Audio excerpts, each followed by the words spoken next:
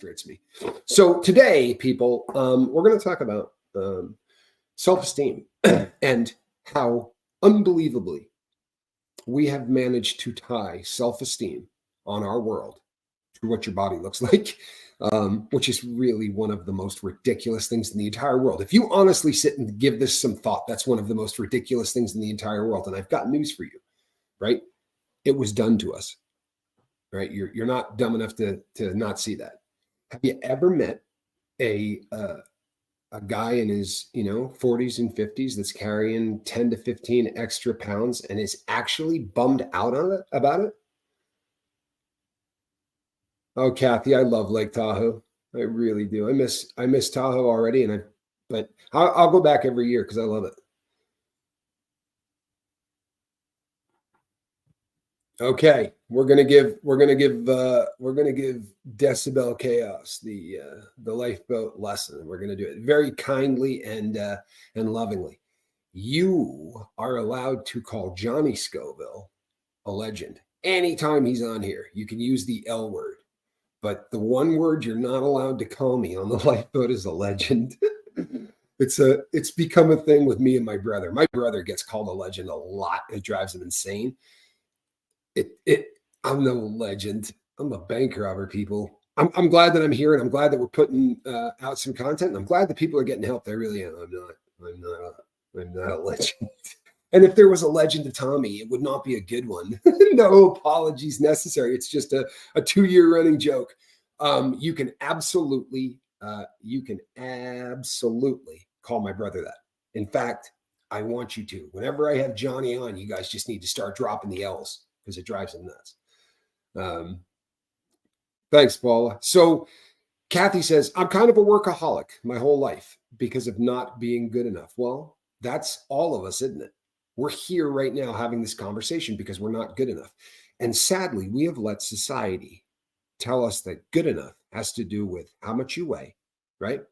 How tall you are, how big your boobs are, how small your boobs are, how not big enough your butt is, or how way too big your butt is, or all of these ridiculous things, right? How's that possible? How did this happen? Because if you think this happened 100 years ago, guess what? You're wrong. You're wrong. It didn't. I mean, do some research. This didn't happen. So here's what happened, people.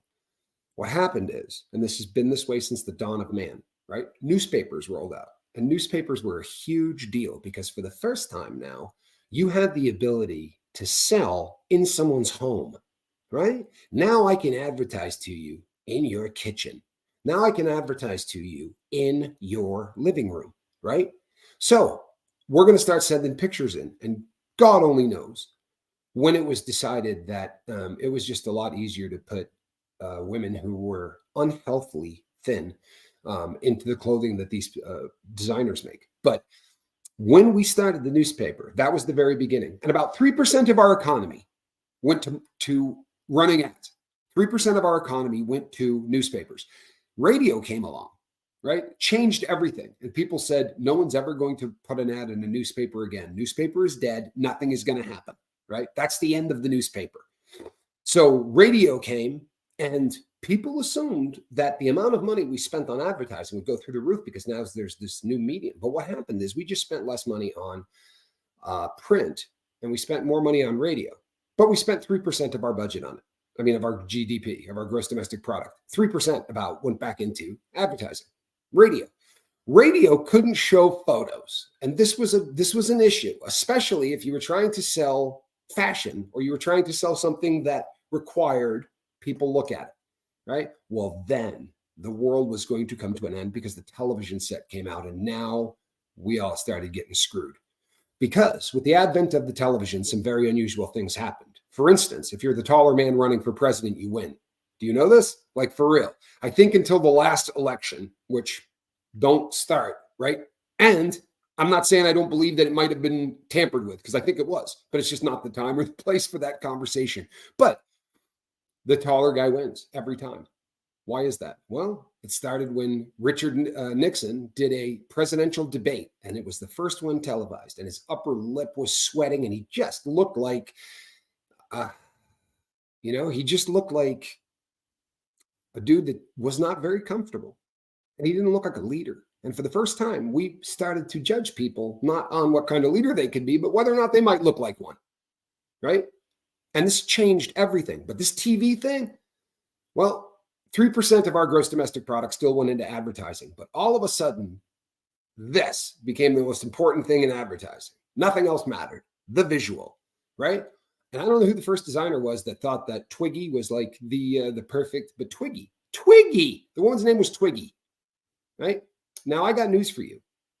I don't give a rat's can if you're overweight, if you're underweight, right? If you're perfect, there's somebody out there who is repulsed by how thin you are or how thick you are, right? I promise you.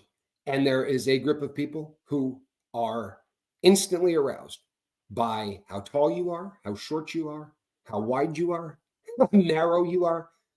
I spent 13 years surrounded by men, nothing but men, who spent all day long talking about women. And inevitably, the vast majority liked women a little thicker. But inevitably, there'd be 10 guys at the table that would go, not me, man. Not me, man. Not me. I want my girl to be able to come through the keyhole. Right? I want my girl to be, because that's what flips that person's switch. But they've got everybody on this planet convinced that obviously the only thing that a guy finds attractive is what we're showing you, because we wouldn't be showing it to you if this was not attractive. And sadly, my daughter starts looking at this stuff when she's 4. If Barbie was a human being, right? If Barbie was a human being, she'd have a 72-inch inseam. I'm 74 inches tall, people. Barbie would have a 72-inch inseam, which I don't know, might be a convenient place for Bunny Fufu, but it's not particularly realistic. And sadly, whether we realize it or not, that starts to get imprinted at about 3 years old. And right around the time that people start realizing the opposite sex, they start comparing themselves to every billboard, every magazine, every newspaper, every television. And by the time you're 10, you've seen 5 billion images of women who have been airbrushed and painted and dyed and colored and lied to, right? That's not what they look like. I've said this before. I had an intimate relationship with a Playboy bunny who resembled nothing of the woman in the magazine. Like, I remember I didn't realize she was a model when I met her. So once that detail came out and she said, this is always hard, but I posed, blah, blah, blah. And it was a difficult thing, by the way. You don't want your girlfriend to be, you don't want her picture to be shown to the entire planet. That's kind of a bummer. But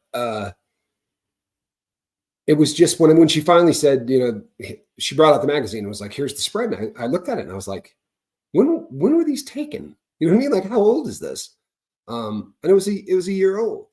And I'm like, you've changed a lot in a year. And she just didn't know. She's like, no, they took an inch and a half off the hips. They did this, they did this, they did this. Okay. So what they're saying is the ideal doesn't even exist. You get this? They're going to find what they think is the ideal, but then they're going to fake it. And they're going to make it a little more this and a little more that. And they're missing the mark completely.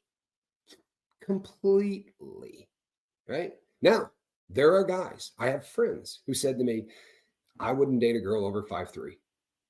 Plain and simple. Wouldn't date a girl over 5'3". That's what flips their switch. Now, ironically, because of what we've done as a society, if you sit down 50 women in a room and you sit down 50 men in a room and you ask them questions, you say, what do you look for in a man? I mean, in your mate. And a woman will say, he needs to be confident. He needs to have a good sense of humor. I want him to obviously, it would be great if he liked kids or animals. Like, I want someone who's kind, and that's what a woman describes. And do you know why? Because you haven't looked at 70 trillion pictures of guys who are literally computer enhanced to look perfect, right? That's not what you see. So guys, we don't have self-esteem problems. Guys walk around 10 extra pounds and don't give a crap. Why? Because there's nothing to compare it to. We haven't been getting bombarded our whole lives. And you can say, well, there's images of guys. Yeah, there are, right? There are magazines like that. But how many do you see? I'll bet you if you drive down the street today and count the pictures of women on billboards that are showing just how unhealthy thin they are, and compare it to guys with shirts off, you're probably going to get 2,000 to 1, right? You're probably going to get way, way more. So we've created something that doesn't exist. And then in the process, we have separated men are from Venus. I mean, women are from Venus and men are idiots. Okay, put 50 guys in a room and ask them the same question. What do you like in a woman? 5'7", big boobs, blonde hair, tight butt. So we're just defective? No, we've been trained as dudes. Now, if you don't believe this, remove yourself from that for 12 years, 13 years, right? I watched TV. I didn't see a billboard. I wasn't getting newspapers in, right? Didn't get a newspaper. But the magazines that I got in were not those kind of magazines, right? Like I got Cigar Aficionado. I got watch magazines, right? I wasn't buying chick magazines. It's not really where I was going with that sentence, right? I had bought a couple of Curve magazines when I got there. It's a long 13 years, people. It's a long 13 years. But you understand the difference between the two. We're going to describe what guys are going to describe what a woman looks like, and women are going to describe the characteristics of a guy. And it's because of what society has done to the two groups. Don't blame guys for this. It's not their fault. Because just as your self-esteem is getting destroyed, that boy's brain is getting destroyed with the same pictures. So by the time you're 14, what you think you're looking for in a mate, they've been telling you what you're looking for in a mate.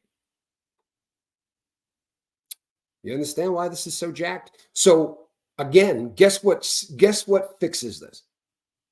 You're going to be shocked. Guess what fixes this? Communication. I've told this story before, but so I was married to my attorney. My attorney was phenomenally attractive. She really was. She was a California dime, right? She looked a lot like Britney Spears, actually. She had a remarkable resemblance to Britney Spears. But one of the first things that I said to this woman, and I was not being a jerk, but I said, boy, I bet you never get asked out on a date, right? And I probably didn't think it out well before I said it. And she just said, oh my God, why would you say that? And I said, when was the last time you were asked out on a date? Just be real. And she's like, I can't remember. And I said, because you scare the crap out of every dude within 500 yards, man. Right? You're 29. You're an attorney who's practicing, in the federal court system. At 29, you're ridiculously attractive, and yeah, I bet you. And you're probably scaring most guys away. Most guys are afraid to come up and talk to you, and that's the truth. Find every supermodel and watch any interview of a supermodel. When they say, "Oh boy, the guy thing," they'll go, "No, I was picked on in high school." Honestly. Very often late bloomers, because what were these girls? These girls were really, really tall at 13 when you get picked on for that, right? Then they grew and became supermodels, which is stupid because I was a junkie at 29 too, Megan. I was a junkie at 29 too. I was a junkie at 39. Yeah, I just kept that one rolling. But I want to tell you something. The junkie community is really rare. It really is. They also don't pay attention to billboards, aren't watching a ton of TV. They live in a completely different world. But the key to all of this is communication. It is.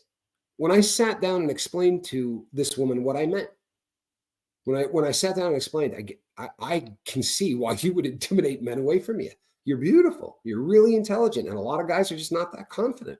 And where are you going to run into dudes with enough confidence to ask a woman out like that? And she laughed and was like, prison? I'm like, yeah, probably. Right? Sadly, I mean, we've really set this up as a bad thing, haven't we? I mean, honestly, it's a bad setup. Take half of the group, right? Let's get our group and cut them in half. Convince one half that the best things to look for are characteristics within the person. Take the other half and say the best thing to look at is just what they look like. Right? That's a good start. We're off to a hell of a start, aren't we? So maybe this has got something to do with it. So start communicating. Sit down and have a conversation. Because if you can say to your significant other, guess what? You're the most beautiful woman I've ever seen. And I'm not BSing you, right? I don't care about the billboards. If I gave a crap about the billboards, I'd be trying to find that girl, right? I'm a pretty confident dude. I'd be trying to chase that girl down if that's the one that I found attractive. right? Your self-esteem has been destroyed too many times. Well, the self-esteem gets destroyed by society. However, I'm here to tell you that you absolutely can repair self-esteem. You absolutely can repair self-esteem. But you know how you do it the first way? Okay, here's the deal. I'm not going to talk to the guys here because I don't think there's a lot of them with bad self-esteem. It's not really a dude issue. I mean, there are guys with self-esteem issues.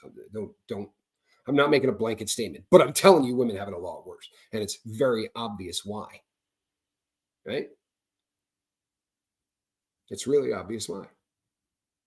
So, what you need to do is the next time you look up and you see a billboard of a girl that's 77 pounds, right, with a 36-inch chest, giggle. Honest to God, giggle. This is what I tell my daughter. I'm like, you see that billboard? You got to chuckle. It's not even real. You got to look up and go, oh, that poor girl. Oh, that poor girl. You know what I mean? Atypical Paul. There are, I mean, I'm saying there are definitely guys with self-esteem issues. As a rule of thumb, books to repair your self-esteem are probably 8-1 sold to women versus men because we don't have the pressure put on us by every single thing we look at. Drive down the street today, count the billboards. Don't get in a car wreck, right? Do it in the passenger seat, but count the damn billboards. It's astounding. Now, I'll be really honest before you start thinking that I'm the nicest dude that ever lived. None of this occurred to me until I had a daughter. You get it? None of this occurred to me at all at any level until I had a daughter. You know something? I really struggle with this. I really struggle with this because this is my generation. This is my time when what they were calling heroin chic was a popular look. I was married to a woman who every day looked heroin chic. And you know what? It's not attractive. It's not. It's a unhealthy, it's not even just thin, right? It's gaunt. They were literally doing their makeup under their eyes so that you looked like you'd been strung out for 2 weeks. This is what we allowed them to tell us is attractive. And for about what, 3 or 4 years, people tried that, right? Women were trying to look like heroin addicts, right? This is the most bizarre thing in the entire world. You do understand that this is stupid, right? I love you, Cheryl. I love you. I'll tell you what, it's another thing you'll hear from dudes. I swear to God, that's another thing you'll hear from dudes.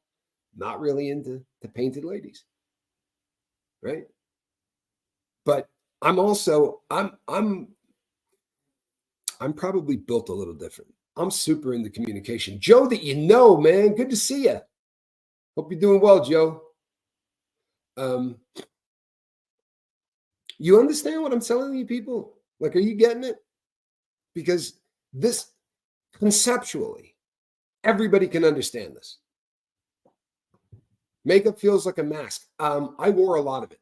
Now, someone will make a clip out of that. There'll be a short talking about how I'm gay by the end of the day. I was a theater major. I've been in films. I've been on stage, spent a lot of time doing acting, and I put on a ton of makeup in my life, and it is awful. It's awful. Sarah, I didn't much like it either. I did not like it much. Oh boy, me. I was, we're of the same. I remember those days. I remember those days where you'd roll over in the morning and there would be like your pillow was destroyed. And there was so much makeup on the pillow. You'd be like, oh my God. Here's 2 really awesome comments. Beauty fades. Sarcasm is forever. That's a great comment. But this so far is the comment of the day. Kim says, if heroin chic is a thing, I'm more of a Dunkin' doer. I love it. I love it.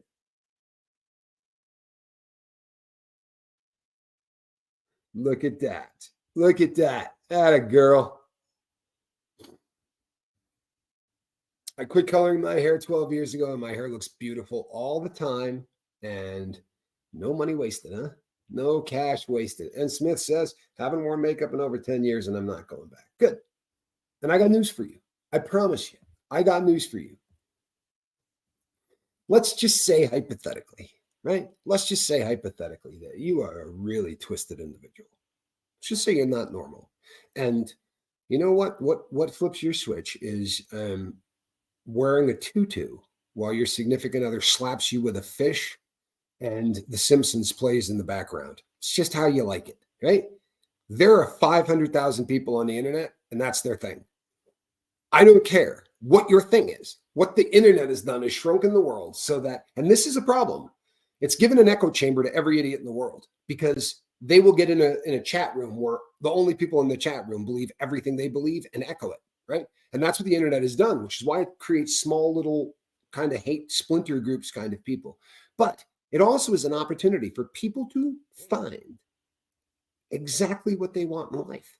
And that can be in content, right? You people come by and you'd like to watch true crime, right? But it's really cool if the dude talking about true crime works in the fact that we're all trying to stay sober and that's a difficult thing. And that, you know what, maybe we all need to be a little bit nicer to one another. We're all kind of fascinated with the cult thing, right? And you watch that on, but this channel has a kind of a positive message that feels a little different than others, right? So people come by. I go to the channels I watch because they do something for me. You feel me? I don't have a whole lot of time on my hands these days.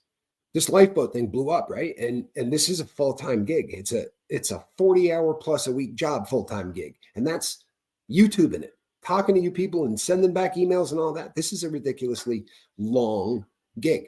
So if I'm taking time to watch something on YouTube, it's because it's doing something for me.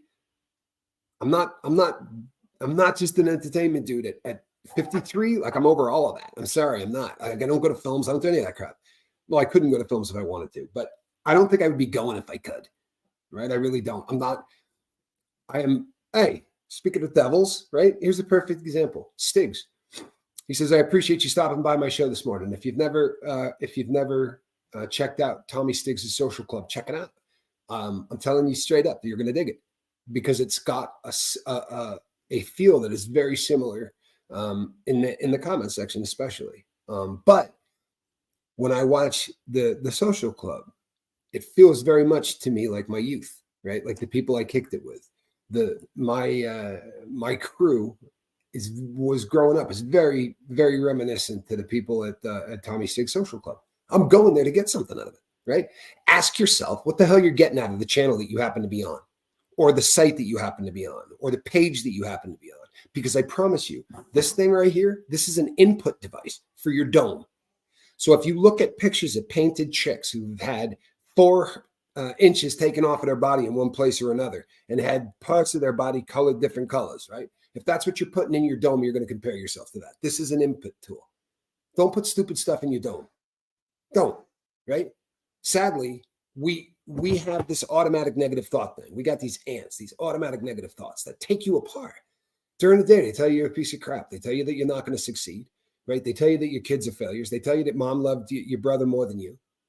80% of your thoughts every day are ants. How about that? So you got to fix them. You don't fix them by comparing yourself to people that don't exist, right? For real. That would be, that would be me picking somebody from a film. Let's say Harry Callahan, right? He was a tough cop, Dirty Harry, or John McClane, Bruce Willis's character from the Die Hard series. Imagine me just comparing myself to that, using that as the person that I want to be in life. You'd go, that's stupid, right? That dude doesn't exist. He's a character. So is every chick you ever saw in an ad. She doesn't exist. You hear me? She doesn't exist.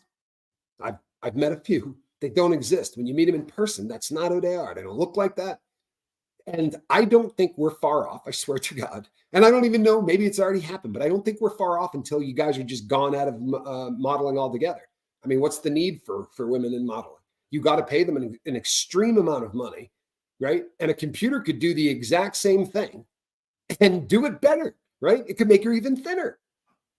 It could make her more top heavy. It could do whatever you want to do. You could do it with a computer. It's just a matter of time, people, I promise. And you know how you can tell this? This is a disgusting thing to think about, but you know that they are now creating porn for the freaks that is digital so that there's no kid involved, right? This is a thing. There are people that are getting in trouble for this stuff, right? They're creating porn that isn't porn. right? But still satisfy some sicko somewhere. But you understand that nothing of this is real, people. So here's my suggestion to you, right? 2 suggestions.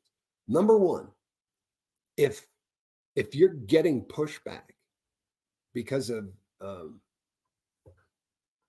any of that crap, right? If you're meeting somebody and they're not trying to find out who you are, why aren't they?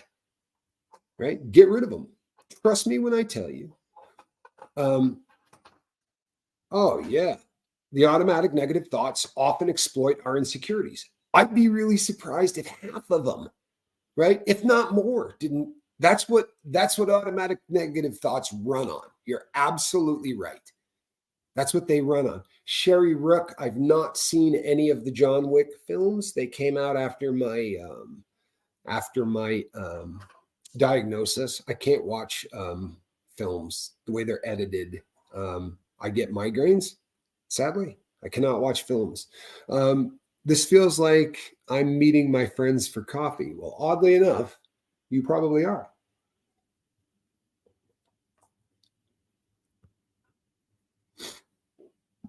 I'm going to tell you something, people. If you've been on the boat for any length of time, I used to hate the wrinkles on my forehead and between my eyebrows. And then I figured out it's because I'm always saying why. So I worked hard for those wrinkles. I love it. Yeah, I got one of these, right? You see these? One of them is so deep that you could probably hide a car in it.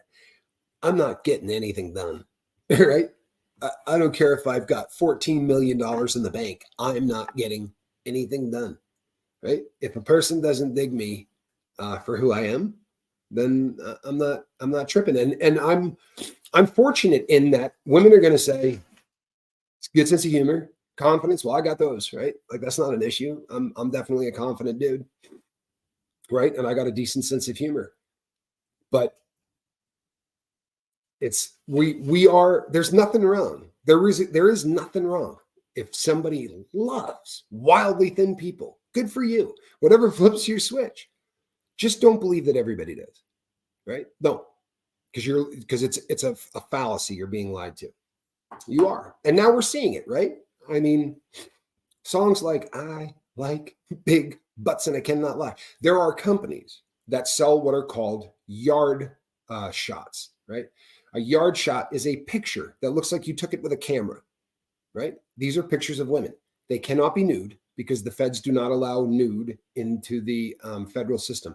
But these guys will have these sent in like trading cards almost. You'll get a packet of 150 or 200 bootylicious, yeah? And very often these are girls whose backsides are the fundament. I believe, look that word up. Tell me if I'm right on that. Fundament, I believe, is another nice word for the backside. But with fundaments the size of cars, I do not find this attractive. I don't. I think it's beginning to look unhealthy at this point. But a bunch of people find it attractive, so good for them, right? I don't care what other people find attractive, right? Neither should anyone else. Find someone that finds you attractive because they're out there. Sadly, what the society does is tell you that they're not out there. If they were out there, the billboards would look different, right? But those billboards aren't for guys. Those billboards are there to make you feel bad about yourself. They're not there to make us happy. I promise you. I promise you. Look up swimsuit issue, look up anything that is a massive undertaking that has to do with models and that has to do with, and you're going to find that I'm not being mean, I'm not being anything, and this is 100% real. You're not going to find a man that is involved with this. This is women setting up the shots. The woman that does the swimsuit thing for Sports Illustrated has been there for an eternity, right? She's been doing this a very long time. It's not guys doing this. I promise you it's not. It's not. Most of the people in that industry, they're setting up and taking the shots and all of that. And it's just, I think it's going to go away. I honestly do. I mean, you're looking at a society change in what they find attractive. No, people are now able to hear what everybody says because we got this thing. Nothing's changed. There's always been dudes that didn't like what they're putting up on billboards. Only now a guy like me can come on and talk to 220 at the same time and say, you know how ridiculous this is, right? This body image thing, you know how stupid this is. Okay, with platforms like this, right? The world shrunk with the internet. And now all of a sudden people start going, you know what? I don't find that attractive. Talk to your 10 closest guy friends today. And again, I'll get some hate for this. But if there's a dude involved, he's gay. I'm not lying, right? The girl that I knew that was in Playboy said, "Oh, there was a bunch of guys." Because I said, "Was it weird, like doing a shot like that?" And she was like, she goes, "Everybody on the set, for the most part, photographers, everyone." She's like, "It was almost all women, and the guys were all gay." So she's like, "It wasn't too intimidating to me." Well, why are gay men telling women in America what straight men find attractive? Make a lot of sense to you? I probably shouldn't.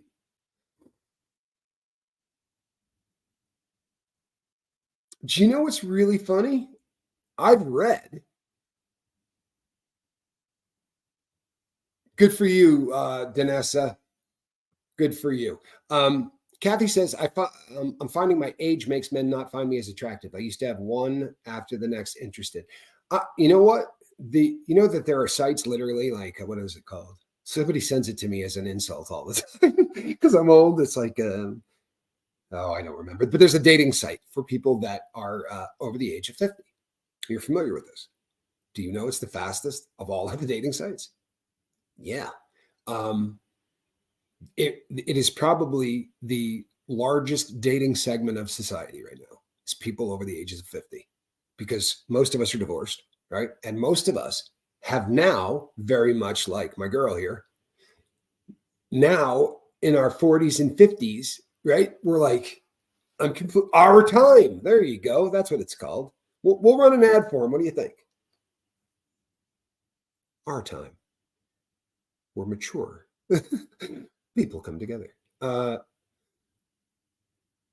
Danessa found her mom online. Yeah, look, I found my best friend online, right? And who am I kidding? I found every one of my friends online. I have 2 friends that are in my life that I did not meet online currently. I can't think of any more than that. Maybe 3. Not a lot. The people that I meet online. Well, Amanda, you're not alone, right? And by the way, do you know the benefit of saying out loud, I struggle with self-esteem? Crazy, right? It's all it takes. You cannot believe the benefit of saying, I struggle with self-esteem.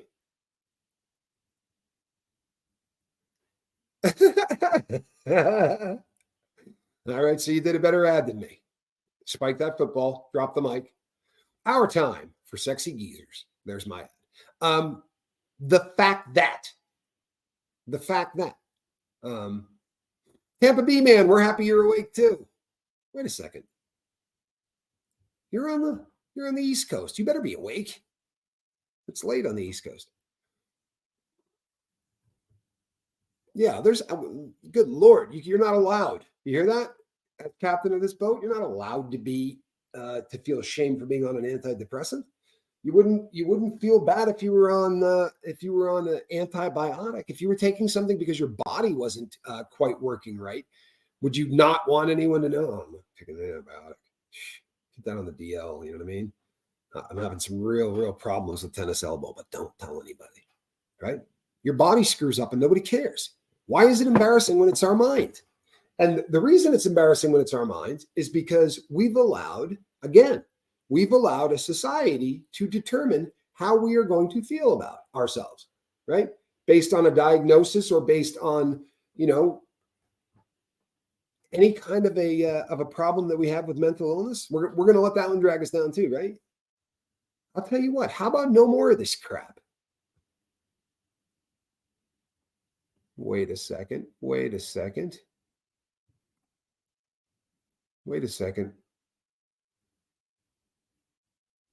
Shut up. Is that the coolest thing you've ever heard? I found my daughter I never knew I had online on Ron's channel, of all places. You know what, Resin Temple, good for you if you're happy with that. You know what I mean? Here's another thing. Right? So I don't tell people to lose weight unless it's threatening your health, right? Unless it's threatening your health. Don't let your weight be a self-esteem thing. But if it's causing you health problems, then let's work on it. Right? I lost a lot of weight. I lost a lot of weight. I was a really, really big dude. And I'm telling you, it's possible. It's just another addiction, people. It's just another addiction. Now, if you want to be thinner, fantastic. We're going to do a show on it. And we're going to do it in the next couple of days. So it will almost feel like it dovetails into it. Debbie Logan, you know what? I think you would make everybody involved happier if you could pull that off. I'll be really honest with you. We don't like him either, you know? Yeah, we don't like him either. You do realize, are you asking me, Sherry? I'm 6'2". Or I used to be 6'2". So I was, the biggest I ever got was I was rapidly approaching 290. I was in the 280s. It was right after I got sentenced. And I had access to the kitchen because I had a job within the jail where to reward us, because we were doing labor that by law they could probably go to prison for having us do. At midnight, we would start stripping the floors, and we were using chemicals and no gloves. It was not cool in hindsight, but there was only 5 of us, and we were stripping the floors in 4 units in this jail, and we would start work right at midnight when everybody locked down. And once that happened, when we were done, they would say, all right, we'll take you into the kitchen. And they would basically let us raid the kitchen. So I would take 2 dozen hard-boiled eggs, right? Like I would fill my cell with things that I could keep for a couple of days if I had a little ice on it or whatever without it going bad. So I had food in my cell, like which doesn't happen.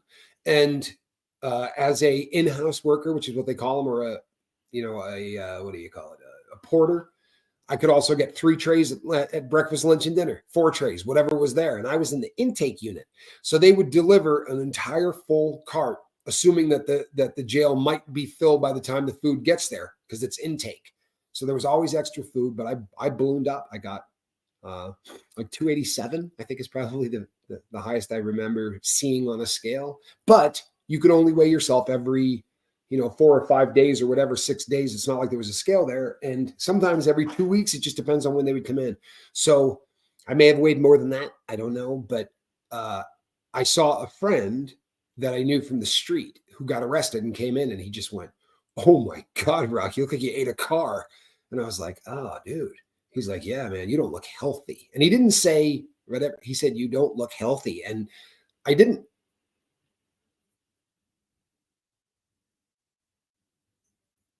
Look at Mama Dukes. A little confidence. Was a young skinny mini, but now I am a full-figured, confident older gal. And if you don't like me, if you don't love me like I am, feel free to keep on moving down the road. I paraphrased. But I think you get the idea. Mama Dukes, I agree with you. You know what? Seventh Son says, I am buff. I love it. Seventh is buff. Bald, ugly, fat fellow. First of all, ugly and fat. Ugly and bald are 2 words that should never be used in the same sentence.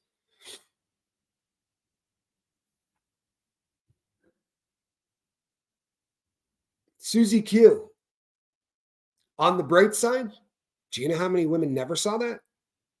Right? This is brand new. So they're making headway, but you're not going to be able to wait for that to happen. If you wait for the billboards to make you feel like you're okay, it's going to be your great granddaughter, right? It's been systematic on the way in, right? It's going to take a while to push it out. I promise. There aren't enough people intelligent enough, or I don't know, whatever. But this conversation doesn't happen very often. And it's ironic. If I had, what did this to me? Reese's show, right? So when I went on the show with Relatable Reese, I can't read your comments. All I can do, because as a guest, right? The way she streams, I could talk to her. I could not read your comments. I could have set up an iPad, but oh my goodness, if you could see what I did to my iPad. All bad, people. My iPad is a wrap, and it's sadly what I use to do everything. Look at this. Yeah, that's a wrap. That is a wrap. It took a really bad hit, and it was actually broken before, but it fell, and now it's way worse. No, they tried. Sherry.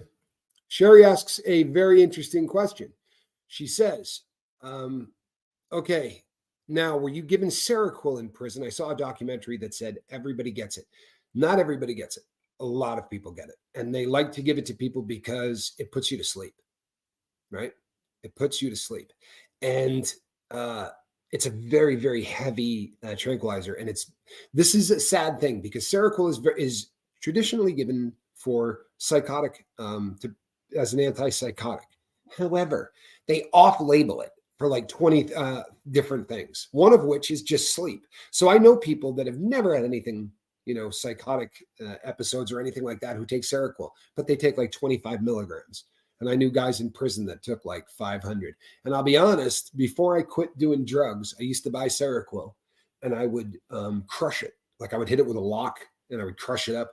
And I would just take the smallest increment I could, like, because it doesn't turn to powder, it just turns to chunks. And I would take the smallest little pebble of that and use it for the sleep disorder because it would knock me out.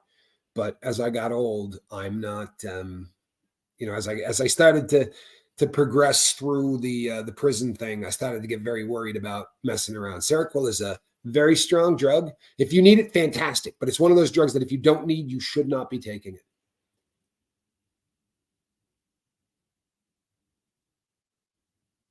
Yeah, it's really awful, right? It looks like I drove over it with a car. I'm not gonna kid you. The first time this broke was my fault, but the second time was squirrels. So this was a squirrel thing. I had it plugged in, and she started to play with the plug like it was, like a cat will do. And she pulled it and it came off the bed and it just hit at the perfect angle. It came down and I could hear glass hit the floor. It was just bad. And it's how I make my thumbnails. So may not have a few thumbnails for a while. I was prescribed it, but now I read everything before I take it. That's a good thing. Now, they may have prescribed it for you off label too, right? Like, because again, this is being written for a lot of things, a lot of different things.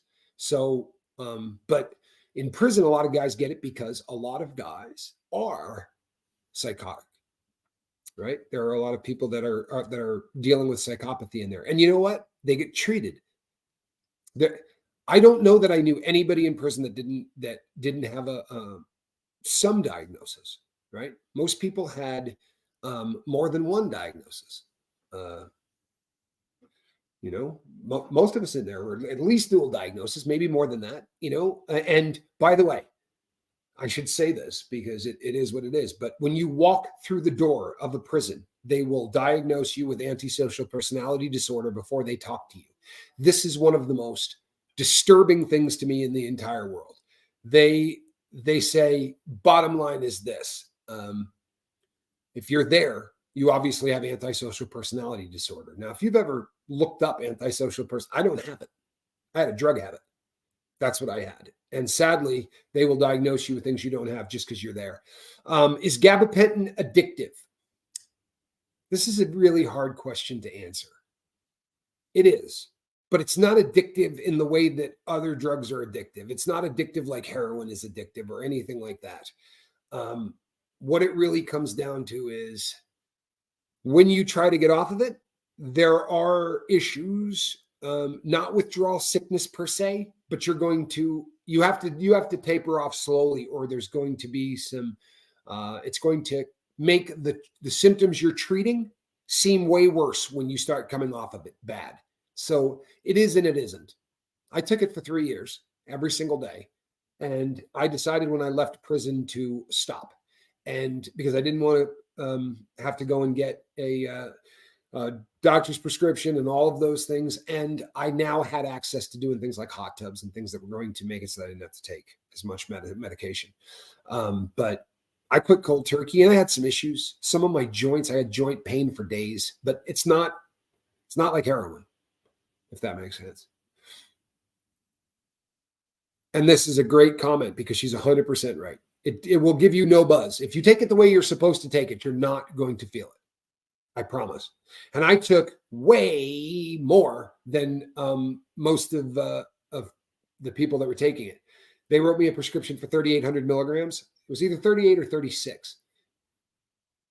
Had to be 38, right? They were 900s. I don't remember what the hell it is now, but it was either 36 or 38, and I was taking it multiple times a day. If you only take gabapentin once in a blue moon, then you have nothing to worry about. If you take anything once in a blue moon, you have nothing to worry about. It could be cocaine. If you do it once in a blue moon, it's stuff that we're doing all the time that's an issue, right? If you're able to not do stuff every day, then it's really probably not an issue in your life.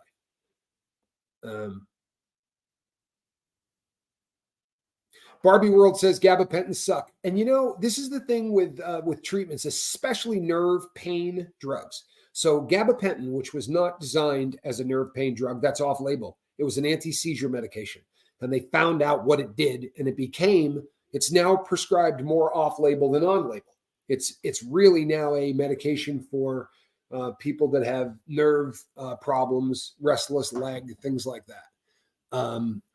But taking it the way that it is prescribed is going to do nothing. There are people on this planet who swear it's the greatest drug in the world because it does the trick for them. And there are other people that will go the exact opposite. There are issues. There are problems with gabapentin. One of them is that it makes you put on weight. Not nearly as bad as Lyrica, but it makes you put on weight. And for some people, it makes you talk. Like I know guys that would take Neurontin and could not shut up. Gabapentin, the name brand Neurontin, would take it and you just never shut up. It was really, really bad. Barbie says I'm in a fog when I take it. Then it may be too high a dose, but because that is what happens, right? If you take too much, a fog is how most people will probably describe it. I mean, that is what, because it does, you do get a kind of a thickness. You start feeling like you're not quite all there. It does help with arthritis. A lot of people have been saying that.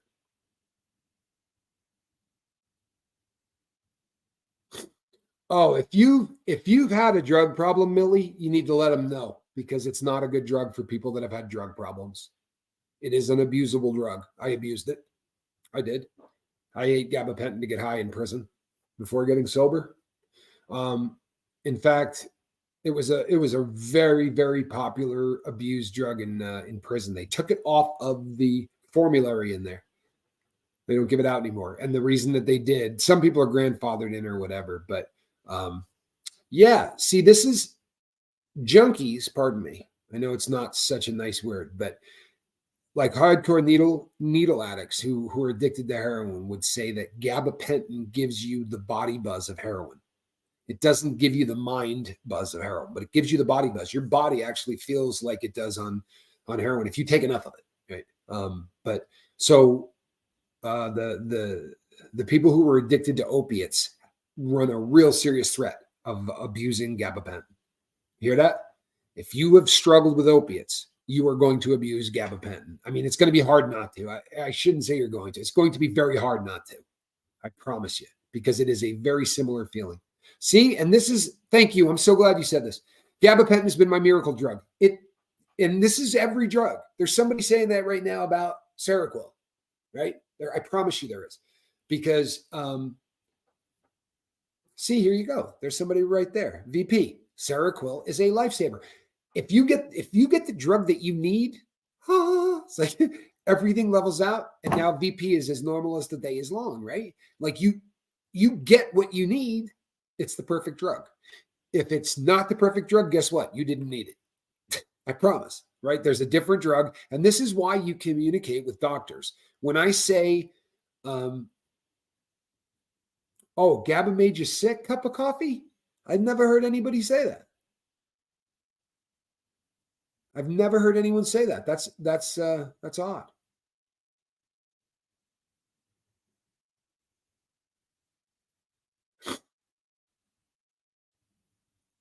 Spike says, my nephew was in recovery when he was on gabapentin. He was as high as a kite. Yeah, especially if he has a bottle of it. If you got a bottle of it, you can take, if you have enough. I've seen guys take 8,000 to 10,000 milligrams. You're not gonna It's not a drug you're in a lot of danger of overdosing on, right? And it doesn't process out through the liver the way other drugs. It processes out through the kidneys. If your kidneys are bad, it's probably not a drug you want to be on. But I researched the crap out of this because I was taking a lot of it. But if you get up, around 3,600 milligrams, 4,600 milligrams, it's going to get you wasted. It's not. But again, it's more of it's like the body buzz of heroin, and you definitely talk like you could talk a pit bull off a milk bone. Prednisone makes me so wound up I interrupt my own conversations. Conversations you're having with yourself.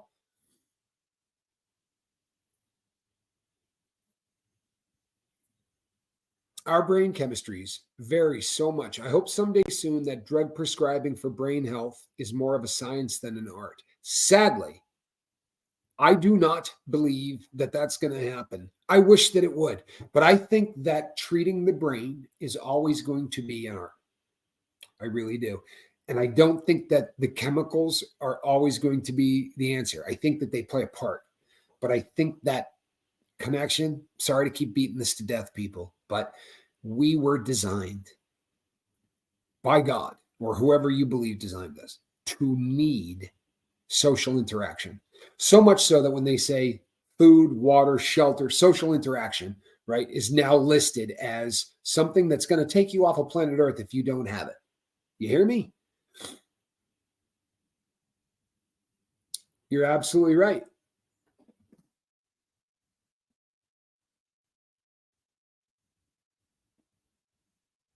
Oh, Mary Jones, do you know something? Um, I can say this because I've actually talked about it with him, and he said he talked about it on the lifeboat. But my brother was on the same class of drugs. It wasn't gabapentin; it was pregabalin, but it's the same class of drugs. And he called me on the drug and said, "I'm having thoughts you can't believe." This was a long time ago, but he said, "I'm having thoughts you can't believe." And I said, "What are you talking about?" And he was considering having the automatic negative thoughts about unaliving himself.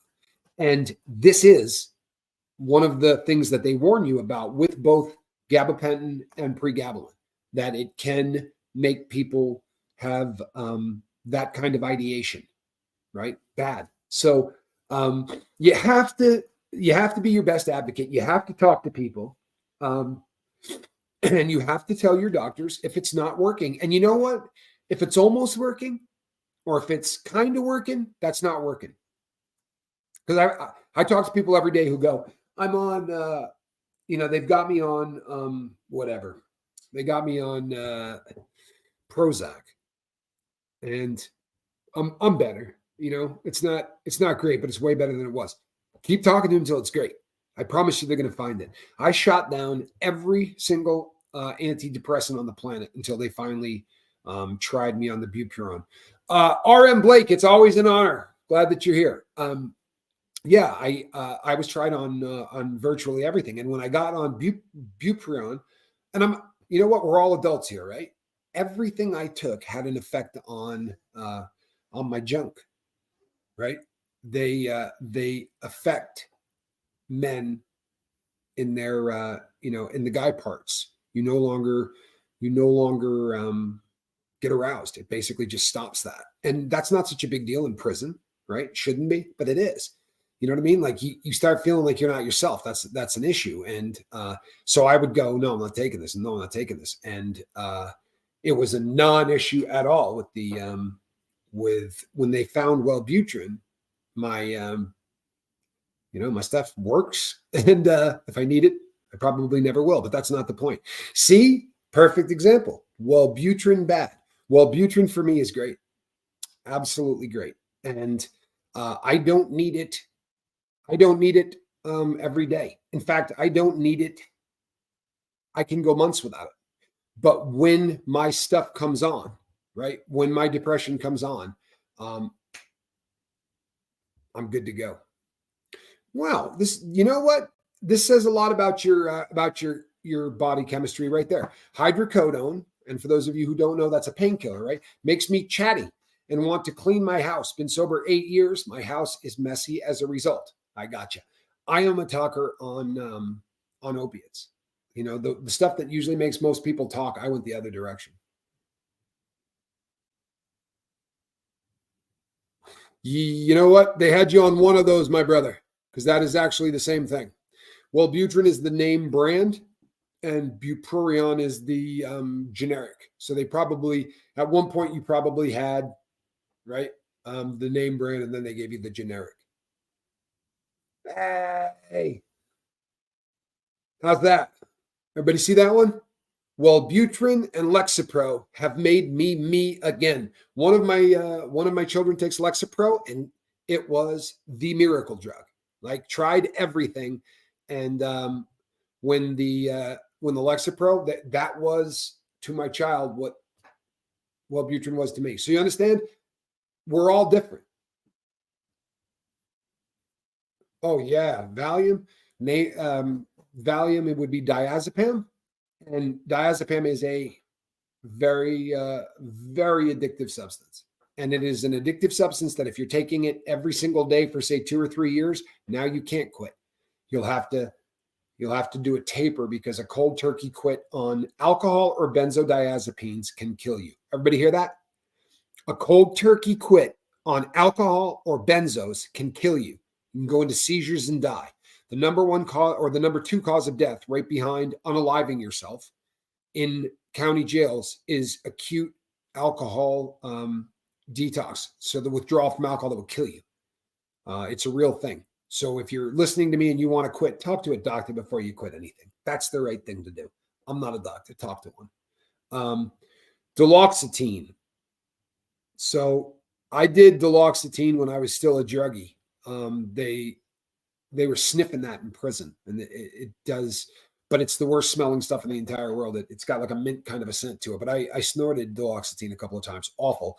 I take that back. Effexor was the one that I did. Lynn Barry says, Wellbutrin and Effexor combined with microdose ketamine has been a game changer for me. I feel like a human being. Do you hear that cocktail? Right?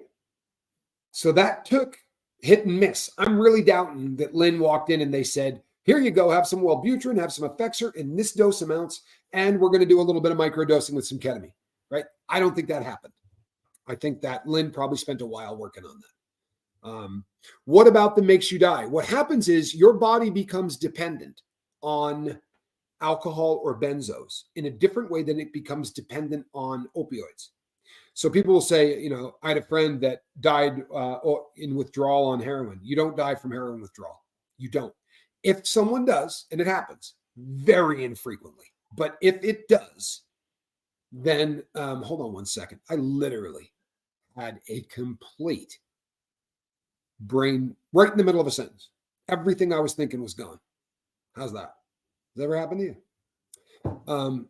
I've done ketamine treatment, 600 a pop, was getting expensive. Yeah, that is expensive. Lynn Barry says years of trial and error. People, sometimes it takes years of, we were talking about the detox. Okay. Your body becomes dependent on it. And when you start to withdraw, you go into seizures, right? The body is seizing up because of how badly it needs the next fix. And it can literally take you off the planet. Alcohol and benzos, the only 2 drugs that can kill you from quitting. So you have to step it off. You have to take the amount down and do it in a controlled fashion. Good girl. She's coming back right in time because she knows she's a good kitty. She is a really good kitty. Yeah, I'm sorry, people. I got ADHD bad. There's a reason the cat's named Squirrel. Yes, Quiet Girl has got off Klonopin and is heroic in how she did it. That is the top of the food chain for benzos. There is a stronger benzo. There's a couple, but they're not sold in the US. Microdosing shrooms. A lot of people have been having a lot of success microdosing shrooms and using it as a antidepressant. I will tell you that years ago I tried microdosing shrooms. You do not feel anything. Like, you should know that. If you microdose, the only thing you're going to feel is if it is taking away your symptoms of depression or anxiety or whatever, because you are not going to feel it except feeling good. Yeah, you know what? I just bought this. This was I bought this at a thrift store. So cheap. I was with my brother Johnny, and I looked at this, and it's really nice. I'm trying to remember. It's a great brand. I can't remember if it's Land's End or it's one of those, but it's a good brand. And I was walking out the door. I said, I'm not going to buy it. And he was like, you're an idiot. Why wouldn't you? And I was like, you're right. I'm going to buy that. If not, I'm going to regret it. So I turned around and I went and bought it. Kat says I need to taper my Klonopin. Well, maybe not. Let me say this. Don't decide that you got to quit something because you ended up on the lifeboat. There are people who need to take drugs. You understand? For real. If you have a problem with it, great. Then let's try to take you down and get you off it. But talk to your doctor. You may need to be on it. There are people that need to be on medication, right? And sometimes that medication happens to be able to give you a buzz, but you still need to get on it. Random future kitty name suggestion, Moose. If you knew the relationship that we have with the name Moose in my family, look at this. I think I got one on here right now, right? I have so many things that have mooses on them because my dad was called Moose his entire life. So that one hit me when I read it. I think Moose would be a great name for a cat. Now I just got to convince the people in my life that would be a great idea, and the animals in my life that would be a great idea. You know what? I'm leaving it with this one, and I really hope you all get this the way I do. I suggest eating a nice Mackinac peach. They can be therapeutic, but they have a very short season where they are ripe. And if you don't know of the Mackinac, oh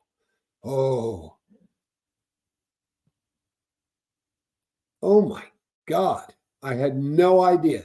Stevie Nicks had to get off 5 milligrams of Klonopin. They put her on that right after quitting cocaine. It made her like a zombie in the 90s. Go look up her Saturday Night Live performance where she's singing, stand back, stand back. She doesn't know where she is. I always thought it was Quaaludes. Like that's what I always guessed she was on, but maybe it's 5 milligrams of Klonopin. That would make sense. That could loop you out just as bad as a Lude would have. See, I need Klonopin for my anxiety and my claustrophobia. I'm claustrophobic. Spike Z, do not ever look at my Instagram page. I've got me cry. I am literally claustrophobic. And when I got out of prison, my first job, I was crawling through the hulls of ships. Smallest things you could ever see. I mean, the worst gig in the entire world. And I took it because I needed a job. And when I went in the first time, he's like, you afraid of heights? I'm like, nope. He's like, you afraid of small places? I was like, how small are we talking about and how often? He goes, well, it doesn't come up often. My second day there. They're like, all right, here, grab that light, crawl in there. I did it. Didn't like it. Really didn't like it. Wish that I had something for my anxiety that day. Instead, I just filmed it, looked at my camera and pretended I was somewhere else. As in Bullwinkle J. Moose and Rocket J. Squirrel. Oh my gosh, Sarah, there's no comparison. There's no comparison. Getting off cocaine on a scale of 1 to 10 is a 6. Getting off of Klonopin is an 11. That's the one of, if not the hardest drug in the world to take. 0.5 milligrams. Yeah, see, that's more like it, right? That's a real small dose. So 5 milligrams a day is terrifying. Frank gets it. All righty, people. I need to go and start this day. Get this thing rolling. Come here. Come here. You want to say goodbye to everybody? Come here. No, you were 18. She just picked up the entire carpet with her when I picked her up. That's a cat, not in a basket. He's a good girl. All right, everybody. I will see you